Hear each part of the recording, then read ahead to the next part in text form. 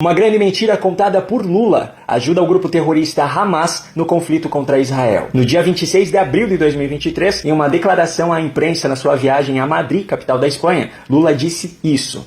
Veja que a ONU era tão forte que em 48 ela conseguiu criar o Estado de Israel. Em 2023 ela não consegue criar o Estado palestino.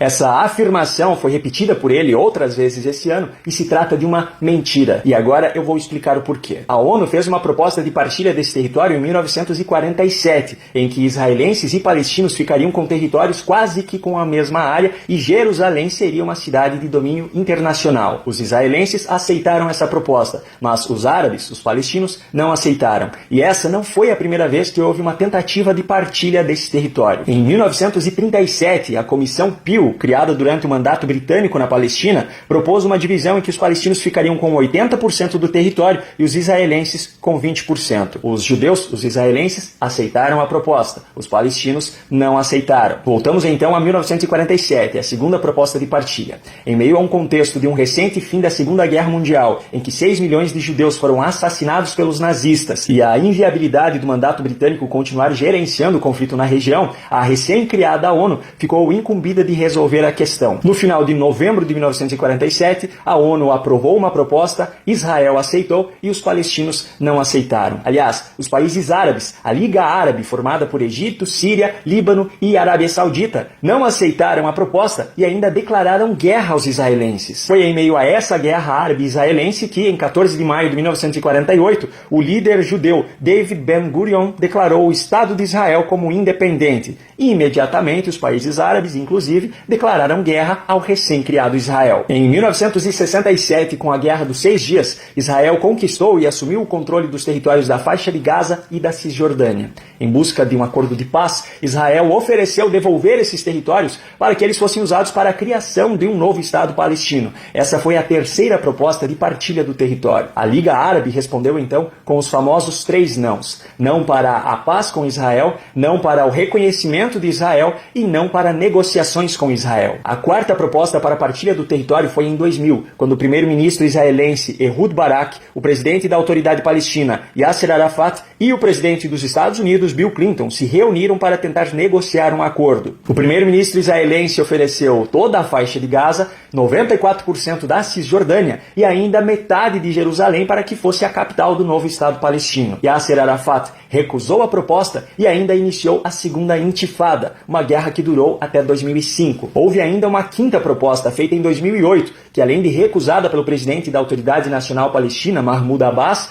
ainda o Hamas havia avisado desde o início que não aceitaria o resultado das negociações, qualquer que fosse ele. Mas para entender o papel do Hamas nesse momento, nós precisamos voltar para 2005. Em 2005, Israel se retirou unilateralmente da faixa de Gaza, retirando inclusive todos os israelenses, os judeus que moravam na região, para que não houvesse mais nenhuma ocupação israelense nesse território. A faixa de Gaza ficou então totalmente para os palestinos e quem assumiu o controle foi a Autoridade Palestina, que na época era governada pelo Fatah. Em 2006, houve eleições parlamentares palestinas para definir os 132 membros do Conselho Legislativo da Palestina, o órgão legislativo da Autoridade Nacional Palestina. O Hamas formou maioria, conquistando 74 assentos no CLP, enquanto o Fatah, até então no governo, ficou com 45 lugares. Isso permitiu que o Hamas formasse o novo governo da Autoridade Nacional Palestina. O Hamas assumiu o comando e em 2007 fez uma limpeza total na faixa de Gaza, perseguindo seus opositores na base da violência mesmo, matando os políticos do Fatah e instaurando assim a sua ditadura. Com o domínio total da faixa de Gaza, o Hamas, que é uma organização terrorista que não aceita a existência de Israel,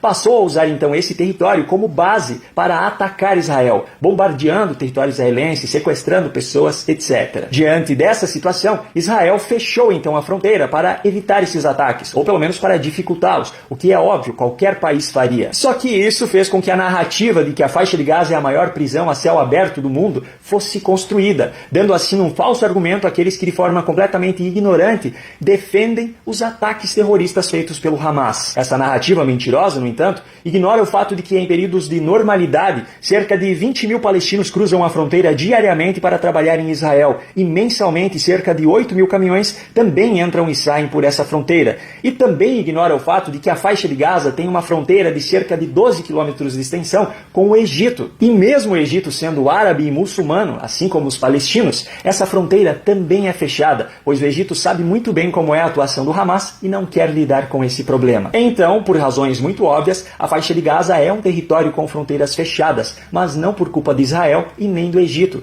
A responsabilidade disso é unicamente do Hamas. Os palestinos que vivem na faixa de Gaza são, de forma clara e objetiva, reféns do Hamas. E como se não bastasse as estratégias covardes do Hamas, ainda há chefes de Estado, como Lula, que através da propagação de mentiras como essa de que a ONU teria criado Israel em 1948, reforçam a narrativa de que os palestinos são um povo oprimido e sem território por culpa de Israel. E aí, milhares, milhões de seguidores do grande representante da esquerda brasileira passam então a apoiar incondicionalmente a causa palestina, apoiando inclusive os ataques terroristas do Hamas, sem fazer ideia do que há por trás desse conflito e sem perceber que o único responsável pela situação catastrófica que o povo palestino se encontra hoje é o grupo terrorista Hamas. Não satisfeitos, ainda misturam ignorância com a incoerência, pois os mesmos que chamaram de nazistas os seus opositores, pelo simples fato de serem opositores, hoje demonstram o seu antissemitismo, mostrando das mais diferentes formas nas redes sociais o seu desejo pelo fim do povo judeu e pelo fim de Israel.